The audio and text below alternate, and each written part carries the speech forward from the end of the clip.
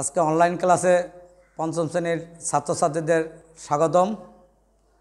সুবর্ণ স্কুলের প্রধান শিক্ষক কর্তৃক আয়োজিত শিক্ষামন্ত্রীর ঘোষণা অনুযায়ী আজকে আমরা 1 থেকে 5 পর্যন্ত অনলাইন ক্লাস চালু করেছি।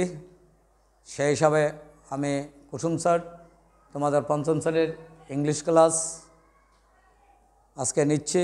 আমি গত ক্লাসে তোমাদেরকে টেন্স পড়াইছিলাম, কারণ গ্রামারের কিছু অংশ আজকে আমি বাকি কিছু অংশ নিয়ে আলোচনা করতে যাচ্ছি। সেদিন টেন্স নিয়ে যে আমি আলোচনা করছিলাম, যে তোমরা নিশ্চয়ই জেনেছ এবং শিখেছ টেন্স কি। টেন্স মানে কাল, সেখানে আমি উল্লেখ করেছিলাম কাল মানে সময়, সময় মানে কাজ, কাজ মানে ক্রিয়া, ক্রিয়া কাজ করার সময়কে টেন্স বলে। সেই টেন্সের একটা প্রকার টেন্স মনে রাখবা।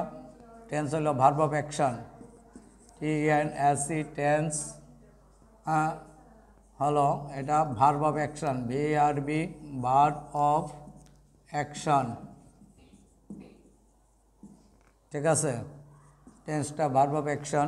এই টেন্সটাকে সম্পূর্ণ নির্ভর করা হয়েছে 3টি শব্দের উপর। Number 1 today, number 2 yesterday, number 3 tomorrow। Today মানে আজ, মানে প্রেজেন্ট, প্রেজেন্ট। yesterday মানে গতকালকে, এটা হলো পাস্ট। tomorrow মানে ফিউচার, FUTURE, ফিউচার। এই 3টা ভাগে ভাগ করছে। টুডে মানে আজ, yesterday মানে গতকাল, tomorrow মানে আগামীকাল। এর উপর ভিত্তি করে টেন্সটাকে 3টা ভাগে ভাগ করা আছে। ঠিক আছে, এই 3টা ভাগের আবার প্রকারভেদ আছে। প্রতিটি টেন্সকে 4 ভাগে ভাগ করছে। তোমরা এটা ভালো করে জানো। টেন্স প্রতিটি টেন্সকে 4 ভাগে ভাগ করছে। Number 1 indefinite, INDEFINIT, indefinite. Number 2 CONTINUOUS, continuous. Number 3 perfect, PERFECT, perfect. Number 4 perfect continuous, PERFECT CONTINUOUS, perfect continuous. এখন যদি তোমরা এটাকে আলোচনা করো যে প্রেজেন্ট টেন্সকে কয় ভাগে ভাগ করছে? 3 ভাগে। একটা হলো indefinite, present indefinite, present continuous, present perfect, present perfect continuous. এরপর যদি পাস্ট টেন্সকে কত ভাগে ভাগ করছে? 4 ভাগে। Past indefinite, past continuous, past perfect and past perfect continuous. Future টেন্সও 4 ভাগে ভাগ করছে। Future indefinite, future continuous, future perfect and future perfect continuous. এই যে প্রতিটি ভাগকে 4টি করে করছে। এখন আমরা যদি আলোচনা করি, টেন্স মূলত এখানে 12টি আসছে। প্রত্যেক ভাগের 4টি করে, মোট 12টি। এক্ষেত্রে ইনডিপেন্ডেন্ট টেন্স নিয়ে আমরা আলোচনা করেছিলাম যে ইনডিপেন্ডেন্ট টেন্সটা চেনার উপায় হলো বাংলা কি আর শেষে ক, র, র, এর ইত্যাদি থাকে।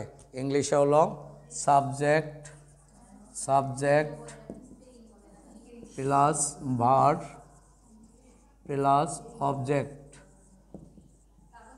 যেমন এক্সাম্পল, এই যে যেমন আই ইট রাইস, আমি ভাত খাই। হ্যাঁ, এখানে আইটা হইল সাবজেক্ট, ইটটা ভার্ব, রাইসটা হইল অবজেক্ট। এভাবে প্রেজেন্ট ইনডিপেন্ডেন্ট টেন্স নির্ণয় করা হয়েছে। ঠিক আছে, তো প্রেজেন্ট ইনডিপেন্ডেন্ট টেন্সের ক্ষেত্রে আমাদের আরও কিছু জানতে হবে। সেখানে প্রিন্সিপাল ভার্ব এটা ব্যবহার করা হয়েছে, প্রিন্সিপাল ভার্ব দিয়েও করা হয়েছে।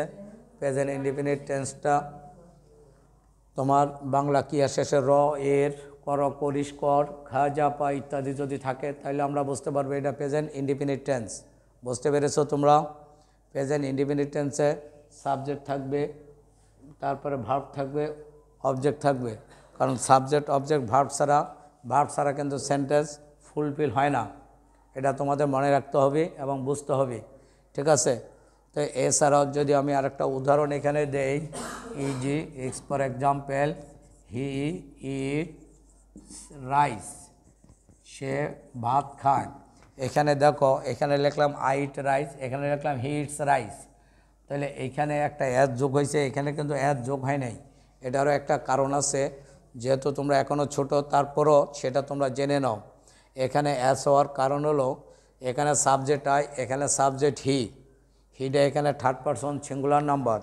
আমার সেই ক্ষেত্রে আমরা পার্সন সম্পর্কে জানতে হবে। পার্সন 3 প্রকার, first person, second person, third person. এই 3 প্রকার পার্সনের শুদ্ধ আমাদের জানতে হবে। FIRST ফার্স্ট পারসন, PERSON 2 নম্বরে, SECOND second person, SECOND PERSON। Number 3 third person, THIRD PERSON। এই থার্ড পারসন যদি সিঙ্গুলার নাম্বার হয়, SINGULAR সিঙ্গুলার নাম্বার হয়, তাহলে ভার্বের সাথে এস অথবা এর যোগ হবে। ঠিক আছে, এখন এই যে 3 প্রকার পার্সন সম্পর্কে তোমাদের ধারণা থাকতে হবে। First person, second person, third person. First person মানে আমি, আমরা, আমাদের, আমাদিগকে। আই, উই, আজ, আওয়ার, মাই, মাইন্ড, এগুলো সবই ফার্স্ট পারসন। সেকেন্ড পারসন তুমি, তোমরা, তোমাদের, তোমাদিগকে, অর্থাৎ ইউ, ইউর, ইউরস। আর বাকি যা আছে সবই থার্ড পারসন। ঠিক আছে, কিন্তু subject third person singular number হলে সেখানে ভার্বের সাথে এস বা ইএস যোগ হবে। এখন তোমাদের প্রশ্ন থাকতে পারে, স্যার কখন এস হবে, কখন ইএস হবে, আবার কখনো কখনো আইইএসও যোগ হতে পারে। ঠিক আছে, সেটা কিভাবে স্যার আমরা বুঝবো? তবে সেখানে যে ভার্বের শেষে যদি ওয়াই থাকে, ওয়াইয়ের আগে যদি তোমার ভাওয়েল থাকে, তাহলে সেখানে অ্যাড যোগ হবে। যেমন যেমন যদি একটা ভাওয়েল থাকে, যেমন এখানে বলছি যে হি ইটস রাইস, ওয়াই বা টি আছে, টি এর আগে একটা ভাওয়েল আছে। যদি ভার্বের শেষে কনসোনেন্ট থাকে, কনসোনেন্টের আগে যদি ভাওয়েল থাকে, তাহলে সেখানে যোগ হবে এস। আবার যদি কখনো কখনো যে সাবজেক্টের ভার্বের শেষে তোমার ওয়াই আছে, ওয়াইয়ের আগে তোমার যদি সেখানে কনসোনেন্ট থাকে, তাহলে সেখানে ওয়াইএস তাহলে আইএস যোগ হবে। যেমন হি ক্যারিজ এ বুক। ঠিক আছে, সে একটি বই বহন করছে, ক্যারিজ, CARR, ক্যারি থেকে ক্যারিজ। যেমন দেখো CARRY ক্যারি। এখন শেষে যদি ওয়াই থাকে, তার আগে যদি কনসোনেন্ট থাকে, তাহলে এখানে ওয়াইএস তাহলে আইএস যোগে CARRIES ক্যারিজ, CARRIES ক্যারিজ যুক্ত হি ক্যারিজ এ বুক। এই হলো তোমার পার্সনের পরিবর্তন। তো সেখানে থার্ড পারসন যদি সিঙ্গুলার নাম্বার থাকে, তাহলে ভার্বের সাথে এস বা ইয়ে যোগ হবে। কিন্তু বাকি যে 11টা টেন্স, সেখানে আর অন্য কোনো টেন্সের সাথে এস বা ইয়ে যোগ হবে না। তবে এখানে আরেকটা কথা আছে, যদি থার্ড পারসন প্লুরাল নাম্বারও হয়, তাইলেও ভার্বের সাথে এস বা ইয়ে যোগ হবে না, শুধু সিঙ্গুলার নাম্বার হতে হবে। তাহলে তোমার জানতে হবে যে নাম্বার কত প্রকার। সেখানে 2 প্রকার নাম্বার। নাম্বারের বাংলা কি, সেটা হলো বচন, এক বচন আর বহু বচন। ঠিক আছে, তাহলে সেখানে সিঙ্গুলার নাম্বার এবং প্লুরাল নাম্বার। সিঙ্গুলার হলো এক বচন আর প্লুরাল হলো বহু বচন। ঠিক আছে, তাহলে বহু বচনের ক্ষেত্রে সেখানে কখনো ভার্বের সাথে এস বা ইএস কিছুই যুক্ত হবে না।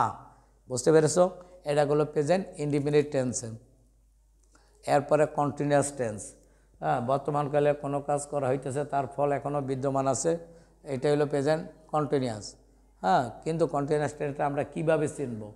বাংলা চিনতে হইলে বাংলা কি আশ্বাসে তেসি, তেসো, তেসেন থাকবে।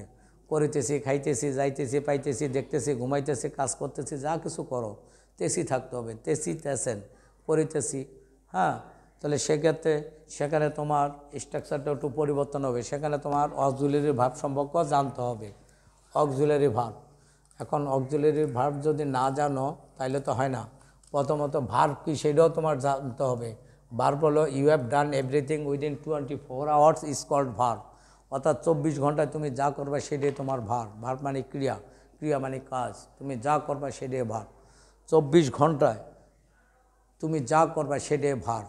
ঠিক আছে, এই ভার্বটাকে 2 ভাগে ভাগ করছে, একটা ফিনিট ভার্ব, একটা নন ফিনিট ভার্ব। ফিনিট ভার্বটাকে দুই ভাগে ভাগ করছে, প্রিন্সিপাল ভার্ব আর অক্সিলারি ভার্ব। প্রিন্সিপাল ভার্ব দিয়ে যে কোনো টেন্সে যে কোনো সেন্টেন্স তৈরি করা যায়, কিন্তু কন্টিনিউয়াস টেন্সে অক্সিলারি ভার্ব ছাড়া কন্টিনিউয়াস টেন্স গঠন করা সম্ভব নয়। সে অক্সিলারি ভার্বটা কি করে? অক্সিলারি ভার্বের বাংলা হলো সাহায্যকারী ক্রিয়া। এটা বাক্যের অর্থটাকে সম্পূর্ণরূপে প্রকাশ করতে সাহায্য করে, কিন্তু এই বাক্যে কোনো কোনো অর্থ থাকে না। যেমন ধরো, আই অ্যাম প্লেয়িং ফুটবল বা ক্রিকেট, CRICKET, ক্রিকেট। এখানে আমি আমি ক্রিকেট খেলিতেছি, তাহলে বাংলা আসলে আমি খেলিতেছি প্লেয়িং ক্রিকেট, আমি ক্রিকেট খেলিতেছি। কিন্তু যদি আমি এখানে এমটা না দিতাম তাহলে কিন্তু বাক্যটা সম্পূর্ণ হতো না, তাই এমটা এখানে দিই। কিন্তু বাক্যে এমের কোনো অর্থ নেই। এম অর্থ কি? হয় বা আসি, কিন্তু এখানে কোনো অর্থ নেই। তাই auxiliary verb helps the principal verb to complete the sentence. There is no meaning in any sentence, but auxiliary verb has no meaning. Auxiliary ভার্বের কোনো অর্থ নেই। এটা শুধু কি করে? Only help the principal verb, only help the sentence to complete the meaning. অর্থটাকে সম্পূর্ণ করতে এটা সাহায্য করে। এইটাই হলো অক্সিলারি ভার্বের মেন বিশেষত্ব। এই অক্সিলারি ভার্ব অনেকগুলো আছে, তার মধ্যে তোমরা জেনে নাও এই অক্সিলারি ভার্বগুলো am, is, are, was, were, shall, will, should, would, can, could, may, might, has, have, had, do, did, done, must be, with etcetera. এর ভিতরেও আবার তোমার বি ভার্ব একটা শব্দ আমি উল্লেখ করছি। এখানে বি হইল এম, ইজ, আর প্রেজেন্ট টেন্সে, ফার্স্ট টেন্সে ওয়াজ, ওয়ার, আর পিছন টেন্সে হ্যাজ, হ্যাভ, হ্যাড। এই কয়টা জিনিস পারফেক্ট টেন্সে, হ্যাজ, হ্যাভ, হ্যাড। আবার ফিউচার টেন্সে শ্যাল, উইল, এক্সেট্রা। তবে অক্সিলারি ভার্বটাকে আবার 4টে ভাগে ভাগ করছে। To be verb, to do verb, তারপরে doing verb, to do verb, being verb, to be verb, being verb, to do verb, doing verb, তারপরে হলো মডেল অক্সিলারি ভার্ব। এইভাবে গ্রুপে ভাগ করা হয়েছে। যাই হোক, তাহলে কন্টিনিউয়াস টেন্সের সেখানে স্ট্রাকচারটা কী হইতে পারে? Subject plus subject plus AV plus PV plus ING plus object. অর্থাৎ এখানে এভি মানে অক্সিলারি ভার্ব, এভিতে হইল অক্সিলারি ভার্ব, পিভিতে হইল প্রিন্সিপাল ভার্ব। এভি সমান auxiliary verb, AUXILI auxiliary verb, আর PV principal verb, PRINCIPAL principal verb. ঠিক আছে, একটা অক্সিলারি ভার্ব, একটা প্রিন্সিপাল ভার্ব। ক্লিয়ার? যাই হোক, আজকে এই পর্যন্ত তোমাদের আমি দেখাইলাম। নেক্সট ক্লাসে আবার পরেরটা যাব। তোমরা এই পর্যন্ত ভালো করে বাসায় একটু পড়ো। তোমরা জানো যে টেন্স ছাড়া কোনো গ্রামারিটিক্যাল এবং ইংলিশ ফার্স্ট পেপারের কোনো কিছু, ফর টুডেরও কোনো কিছু কমপ্লিট করা সম্ভব না যদি তোমাদের টেন্স সম্পর্কে ধারণা না থাকে। এবার তোমাদের HW থাকবে present, PRESE, anti present perfect, PRAPCT perfect tense এর গঠন প্রণালী। উদাহরণ সহ পড়বে। গঠন বলে উদাহরণ সহ পড়বে ও লিখবে, খাতায় লিখবে।